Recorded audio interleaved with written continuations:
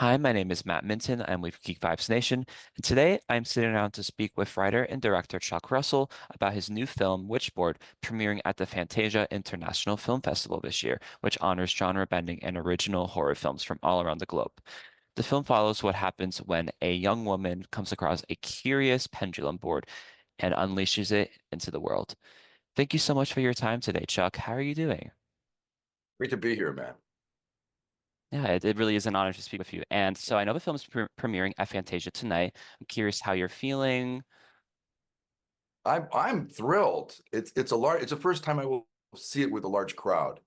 And horror is a great genre for big theatrical audiences. It's one of the most interactive genres. So like a good comedy, we want to hear the gasps and screams as well. So we've had some small screenings, and I'm really excited about the response to the movie. So basically, my work is done, and for me, this is just a lot of fun. Awesome. I love that perspective. So, of course, you've had a prolific career with 1988's The Blob and A Nightmare on Elm Street 3, Dream Warriors. And you've worked a lot with like reboots and sequels. So I'm curious, what's sort of your approach, especially with The Blob, for example, where you're really able to bring a fresh new take on the story? How did that sort of translate here? What was sort of the impetus for you seeing the potential for a reimagining of Witchboard? Thank you for that question. The Witchboard's just pure fun, wicked fun, let's say for me.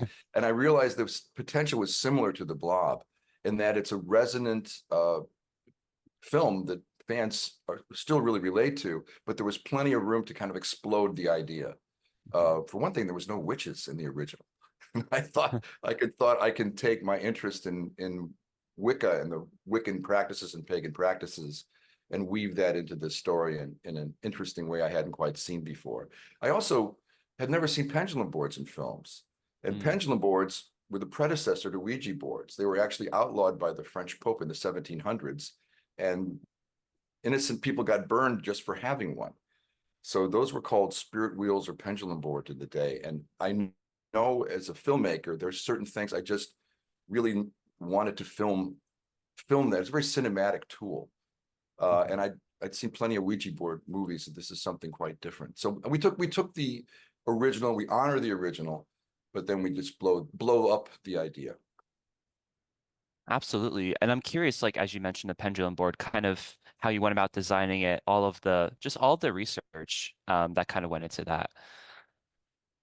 I again, and the word honor comes to mind. I mean, there are people that this is almost a faith to them. And look, I believe in the human spirit. I believe in what some people would call supernatural powers. I just call human intention. So whether people are reading the palm or using a pendulum board where you hold something that means something to you over a board that's designed with a certain set of symbols, uh, you're channeling the human spirit. Mhm.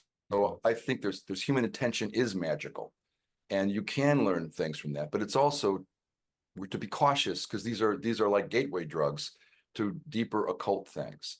So I'm Mhm. not advising anybody try a pendulum board, and particularly not. I will never touch a Ouija board. So I take my own caution about those things and try to channel it into a drama like this. Absolutely. And kind of on the topic of, changes that you've made from the original, a big change, of course, is the setting from California to New Orleans. And I think that really adds so much to the film here. So I'm Thank you. curious what sort of drew you to making that change? I There were things that I'd never seen. There's been movies that involve witches. I just wanted to do something that wasn't the two-dimensional shadow person you see in a lot of found footage films. Mm. While that can be really effective and is a cool kind of film, I just wanted to explore the whole Wiccan thing a little more deeply and at the same time kind of represent the good side of Wicca as well as the bad side. So I wanted to know why there was a queen of witches in the 1700s and what really happened to her. So there's strangely, as much fun as this film is, a lot of it's based on historical fact. Absolutely. And I think that really shows in the film.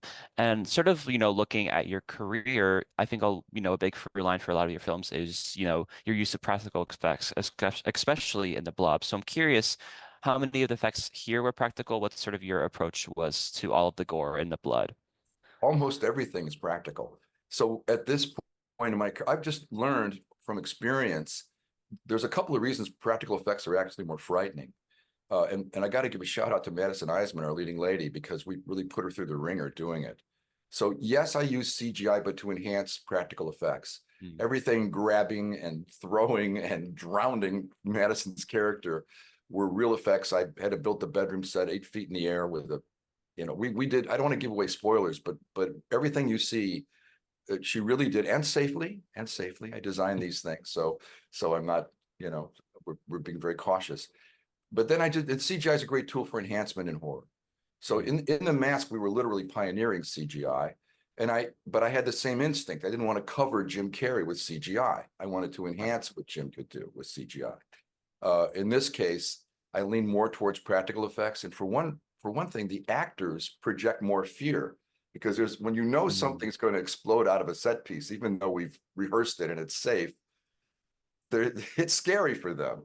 Mm. And that carries into their performance. And I think the audience picks up on it almost subliminally. The hardest thing is to get a real performance out of actors just looking at a green screen. Mhm. This was an opportunity for me to go back and experiment with practical effects even further. And the cat the cat did everything real. I think I have one CGI shot with that cat. Otherwise, the cat was one of the best performers on the set. I completely agree. As a cat person, I was actually about to ask about the cat as well. What sort of, I'm curious, was that a part of the original film? And what was sort of like the The intention cat, with? the cat was because I'm interested in again kind of historical witches. The Hmm. cat as a familiar is a tradition, and I've not seen that in any of these movies. So the cat is very connected to the witch character from the 1700s. When the cat crawls in the room, you get the feeling the witch is seeing through the cat's eyes, which is a Mm. cool cinematic technique. And Tatiana, the cat, and her trainers were amazing. My problem is not, loving on the cat before it takes, so it can concentrate like any performer. She's really a beautiful Mancoon cat. Absolutely. And talking more about the human actors in the film, of course, there's a lot of up and coming names in the film, like Madison Eisman. So I was curious to kind of hear some insight into the casting process. Were you super intentional about kind of casting up and coming actors to give them this platform? Absolutely. It's been the most fun. My most fun as a director is Mm. it's Patricia Arquette it was her first film on Nightmare on Elm Street 3. Dwayne Johnson was his first leading role in Scorpion King. Um, Cameron Diaz had never even acted before with The Mask. So I come from Right. theater and one act plays and acting myself. So for me, the the real theatrical part of this is the most fun. And I can come up with confidence in chemistry between characters on set. Chemistry is a real thing. So we do actually what we call chemistry reads in final casting. It's getting the characters that relate to each other the most in the script and having the actors read against each other. And it's a magical process. And we find the charm in these people, and they may have the craft already, or I may be doing a little more coaching than directing, but finding new people and giving them an opportunity and giving the audience new exciting talent, that's really what it's all about for me. I love working with stars, but then I worked with Arnold Schwarzenegger. I had to serve his brand. So that's a slightly Right. different job as a director. That was fun too. But finding where the limitations are, taking new actors as far as I can is part of the joy of the work for me. Absolutely. And I think that really shows, of And course, Jamie in the Campbell final. Bower rocks in this movie. Oh, yeah. He's already definitely got a great career, so I can't say that, but just working with him, he is part of a tradition of English actors that basically know the craft forward and backward, and is a joy to work with. And he's wonderful in the film. Absolutely. Yeah, he's a true highlight. And, I'm curious, like now that, the premiere at Fantasia is coming up, and the film's set to release, I believe, later this year. What are you most excited for in terms of horror fans who have been following your career for so long? What are you most excited for them to experience with this film? I just I really like the film. So I'm just kind of excited to get it out there now. And I do it for the audiences, even the global audiences. I do my final edits without the dialogue track to see what I'm delivering for Mm. audiences with different languages. So the audiences are the number one thing for me, and taking actors' careers to the next step, hopefully things like that. But uh, it's really what I'm looking forward to tonight, I want to see where I already know people's favorite scares because we've shown it enough to know that. Hmm. But I want to see how it plays to it's just like a 600 seat theater tonight.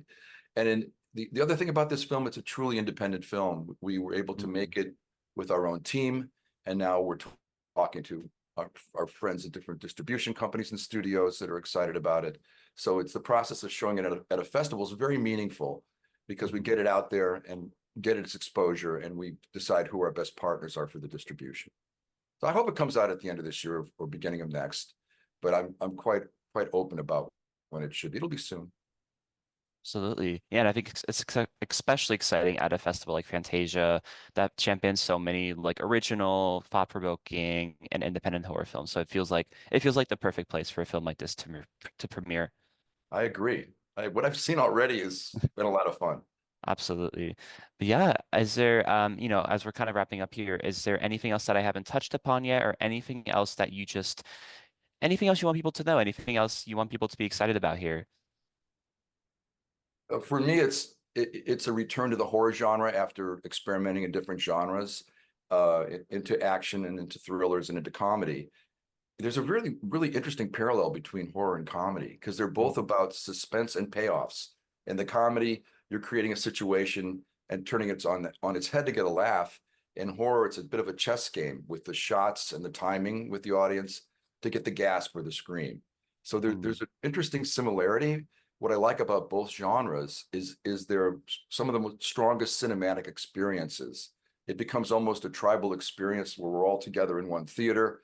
We pay a lot of money to have a first class seat in an airplane to be get as much room as we can, but in a theater, we're shoulder to shoulder mm. with our fellow folks, and we're all kind of having that same experience if it's a good movie.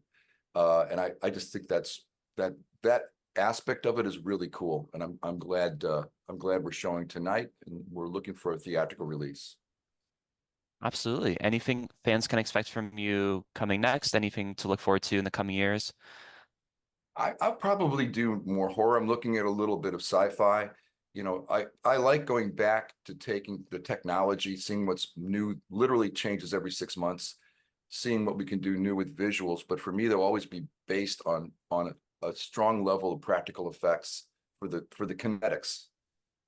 So look, it's just I've had a wonderful career, and the audiences are very important to me. So I'm really all about, am I thrilling the audience? My golden rule is to never bore my audience. That's one thing that's consistent in my movies. And best of luck tonight at Fantasia. It must be so exciting to finally be experiencing this film with a huge audience who's seeing it for the first time. I'm dragging my Um, cast along with me, so it'll be fun for them too, I think. awesome.